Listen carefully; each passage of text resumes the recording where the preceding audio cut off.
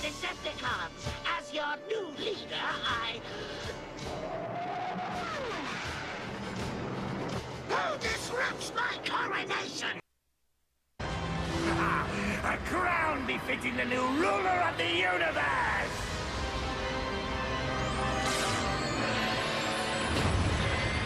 Your time is now over, Megatron. The reign of Starscream will be a reign of terror! Esteemed members of my armada, you now stand upon the very precipice of glory to meet the destiny which I have so tenaciously worked toward. Dynamic leadership of the Decepticon.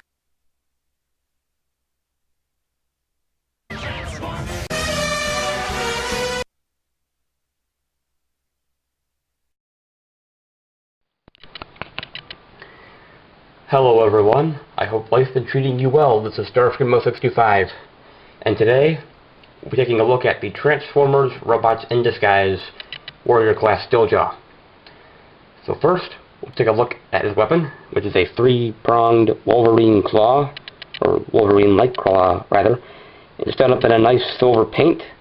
It's got a 5mm port here for robot mode, and it's got a slot right here that can store in this hole right here on top of the vehicle mode, like so. And it's symmetrical on top of the roof, which is nice. It's not overly overt like MechTech. That's about it for what I can do in vehicle mode. So here we have Steeljaw in his vehicle mode, and it's either a Cybertronian truck or some kind of futuristic Earth truck, seeing as the series is set sometime in the future on Earth. All that amount has yet to be determined. There's a spoiler on the back, which has a weird split down the middle here. I'm not entirely sure why that is. But he has some larger wheels here in the back than the front, covered up by his shoulder pads. Got some red paint sticking out here. It is a nice vehicle mode. It has some nice angular panelage, if it's even a word. But despite the fact that he has little paint, that panelage helps to naturally shade some of the plastic to make it look lighter and darker in certain areas. The one problem that I do have with this vehicle mode is that my figure is a quality control issue, that the hood does not like to tap together. Its two legs do not like to tap together to form the hood like so. They like to split apart and leave this gap here, along with also this gap against the windshield. Maybe that's supposed to be there, I don't know. It's a little annoying, but turn straight on, it doesn't look all that bad. The grille here, the front of the car, or truck rather, it's not too bad. It's painted black, and you got a Decepticon symbol right there. You can see it is flashed through, which in the series, the Decepticon symbols on all of the Decepticons are tracking signals for the Alchemore to track, and Steeljaw flashes through the Decepticon symbols to eliminate the tracking beacons. He also has some eye-like lights right here painted up in gold. He has a Decepticon symbol right here on the hood. Or not on the hood, excuse me, the windshield. But all in all, he's nice. If you look at him from the side, the profile of the vehicle mode kind of looks like the head of a wolf, which is neat. Come back here to the back, you have this tail hanging off the back. Again, it's not too overt. I've seen some people not fold in the back of the tail and just leave this out like so. But it should be flipped inwards like that. He does roll to a degree. Granted, these are clip-on wheels. You can see there's a connection right in there. Again, Hasbro was trying to eliminate part count. So whatever. It could be worse. For a size comparison in this mode, here he is, as usual, next to Armada Starscream. You can see that Steeljaw is a good deal shorter, due to the fact that Starscream is a jet and the cockpit takes up a lot of space, or a lot of length. But all in all, not a bad size. He's quite tall in comparison to other Robots in Disguise vehicles like Bumblebee. So now we'll get down to his transformation, which is decently simple, but a little more involved than the rest so far. To begin, you want to come to his hood, and you want to split it and bring it out. But you want to do each half of the hood one at a time, because at the same time you have to bring out his arms and shoulder assembly from the sides of the truck like so. And you'll bring them out and down like so. And then bring the leg out like so. Same thing on the other side, you want to bring out the hood while simultaneously bringing out the side panels of the car, forming his shoulders and arms.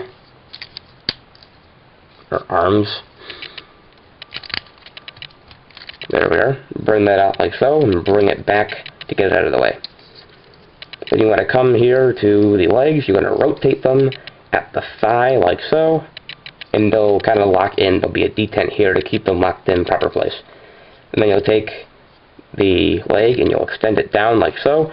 Now, it can be extended out more, and there'll be a detent and a bit of a click, but that will make him hard to stand even more. So you want to bring it forward and then against the detent, but not past it, like so. And that'll give him his digitigrade Wolfman legs. You can rotate his other leg around the thigh, and then you're going to bring it down against the detent, like so. I'm going to set him down because he won't stand up right now. I got to raise the camera up.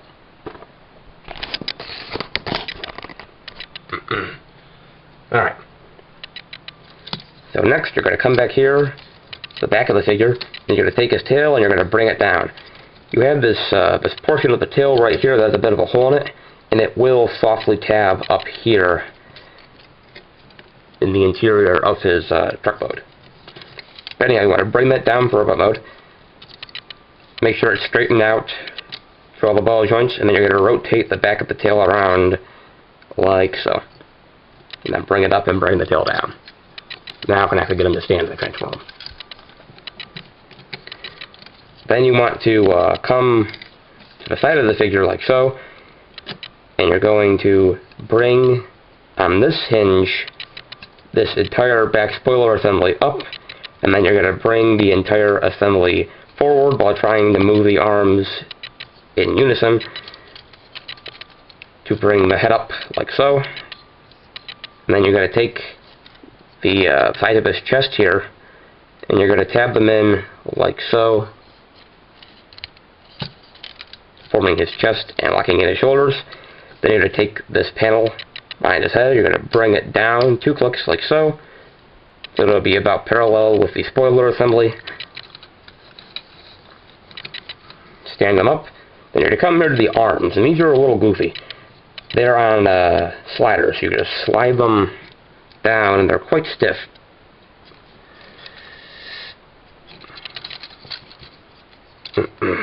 I'll try to do this on camera. There we are. Alright, so I brought one down, and then in order to move his elbows in robot mode, you want to push down on the forearm, and then push against the back of the bicep like so, along with trying to pull the arm down, the forearm down at the same time, and that will eventually bend his arm so that it can further bend like so. So you can see it's a little bent now, and then you can bring this this window piece forward over the forearm, although it will not lock in. It will just hold the right friction. Same thing with the other arm. You're going to bring it down with the greatest of ease.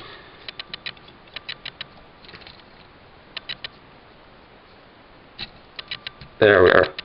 And then click it into place, and then you're going to put some pressure on it, and you're going to bring it down like so, and then fold that over, and there we have Steeljaw in his robot mode. Alright, so here we have Steeljaw in his robot mode. And in his robot mode, he's a very nice blue-gray color with a nice sheen to the blue-gray plastic. I was under the impression through stock photography that he was going to be this very flat royal blue color, which is not show accurate at all. And while this color isn't show accurate necessarily, it's a much darker gray, it should be at least. His color is better than I thought it'd be. Here's that sheen that I was talking about. You can see that the plastic's reflecting some of the light, which is cool. And it has this nice sparkle to it.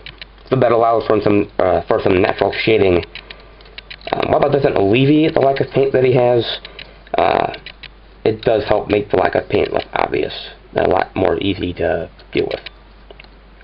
So anyway, the very Wolfman-like appearance. Take a look at his head sculpt here, which in the show, his head does indeed have a snap to it. It is not flat like the package art makes it look. It's just the fact that the package art is flat. You can see it's a really nice head sculpt. It could use some more paint, but he does have some yellow eyes and a solar face there, which is nice.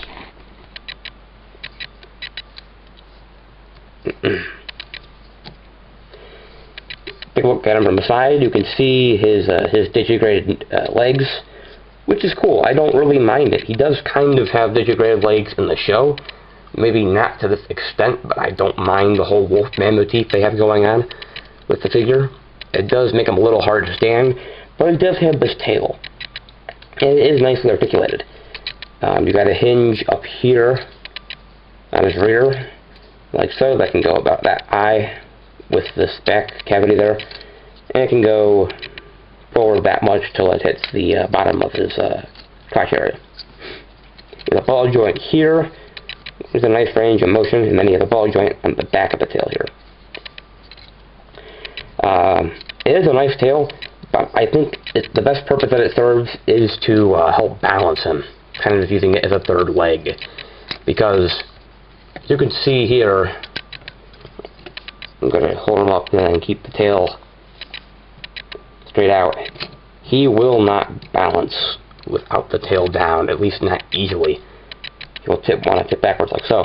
And you can lean him forward on his hips so that he does not need the tail to stand. But getting to that point takes some fiddling and makes them really hunchbacked. Can't seem to get it right there. We are. Nope. Like there you are, for example. Now I've got him to do the stance without leaning over this far. But granted, he does end up being very hunchbacked that way. That being said, I can deal with the tail being used for balance. You can still see the tail, it's not completely hidden by the legs here. But yes, for articulation in this mode, his head is on a simple swivel. You can see the mushroom peg right underneath his mouth.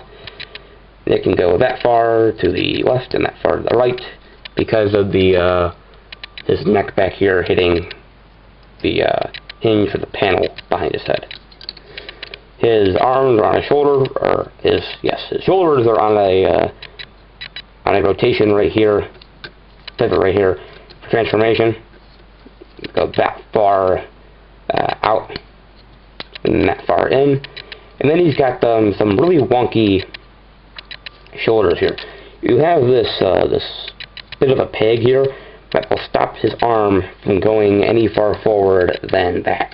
Now, I guess if you really wanted to, you could shave this down so you could get the full 360 out of it, but then you'd also have to shave down this peg right here, which will also run into his arm. I've been able to look past that in most poses. It gives his shoulder about 90 degrees of movement, so it's not that bad to me, but it is there. Then he has a bicep swivel, and he has some really cool piston detailing here on the inside of his bicep there. And then again, he has this pin here, and then he has you can bring his arm back if you really want to get it perpendicular with his bicep.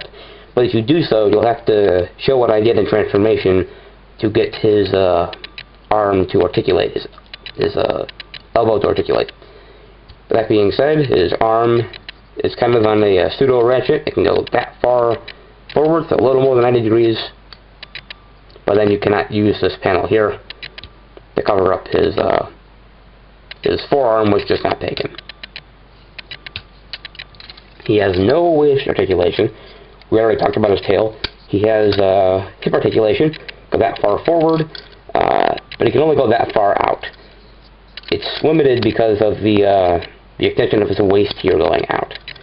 He has, for transformation and for articulation's sake, I think, thigh swivel, and then he has knees like so. Now, while they are kind of hollow, but they're not proper hollow knees for, say, like strong arm. So there isn't a cavity for the thigh to go into like on strong arm. So why his knees are or why his legs are hollow, he only gets about 90 degrees of articulation there.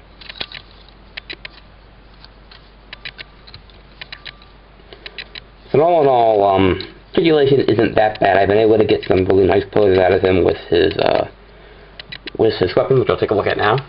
Now again, it's just claw weapon. It has a 5mm port right here, and this guard over it, which to a certain effect can hide his hand from certain angles. Not like that per se, but from front on it may or may not hide his hand, depending on what you think. It can also be held in his right hand, but then you can blatantly see that his hand is not covered up. Although I don't think that's really a bad thing. As far as his design goes, he is decently accurate to his show model. And his show model, to me, is a lot like Prime Shockwave, to the degree that he is quite bulky and he has these big shoulders to him and these things coming off his back, kind of like Shockwave had the fins. This toy doesn't replicate those fins. And I think if this line wasn't so simplified as it is, they could have replicated that. Because he also has these wheels, at least according to the package art, should be right above his head, kind of like Beef Hunter's Prime.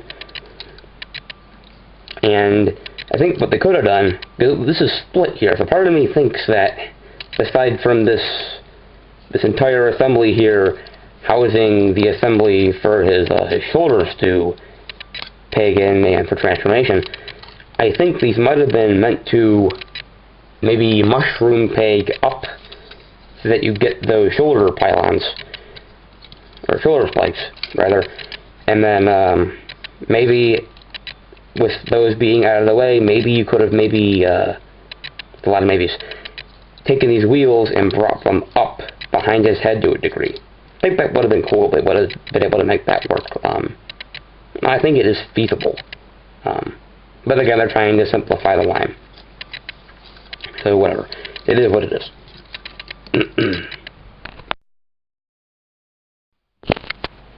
Alright, ladies and gentlemen.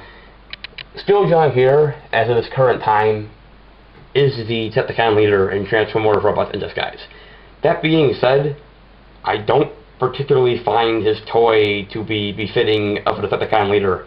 His toy is quite quirky. It looks he looks quite kind of unfinished in certain areas. Unfortunately, like his back, for example, as well as his forearm flaps. But that being said, with my irks about the character aside, Steeljaw is a good toy. He has a really fun design that I really like. I can look past his posability because of the personality of his design. And I think he is worth the pickup because of this uniqueness. Pardon me. So this has been the video review for the Transformers Robots in Disguise Warrior Class Steeljaw.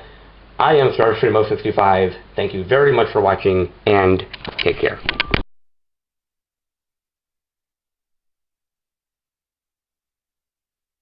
Megatron? If it isn't my old pal Megatron. Megatron. Notice how much noise an insect makes, buzzing and clacking until you crush it underfoot? That's what you are, Megatron. A bug